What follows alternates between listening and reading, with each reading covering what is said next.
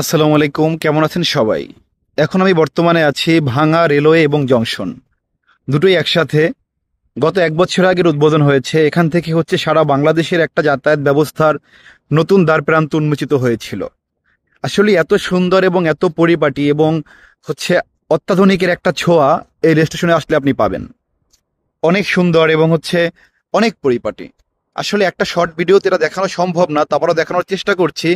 যখন এটা পুরোপুরি হয়ে যাবে, আসলে একটা দক্ষিণবঙ্গের জন্য যোগাযোগের যে একটা অন্যতম উন্নয়নের মাত্রা, সেটা যোগ হবে। আসলে আমরা দক্ষিণবঙ্গে যারা ছিলাম তারা রেল যোগাযোগ থেকে অনেক দিন ধরেই বিচ্ছিন্ন, বা স্বাধীনের পর থেকে এখানে রেল যোগাযোগ তেমন একটা উন্নত ছিল না, বা অনেকটা জায়গায় কানেক্টিভিটি ছিল না। কিন্তু এই ভাঙা জংশনের মাধ্যমে একটা সময়ে দক্ষিণ অঞ্চলের রেল লাইনের যে একটা অগ্রযাত্রা সেটা শুরু হবে।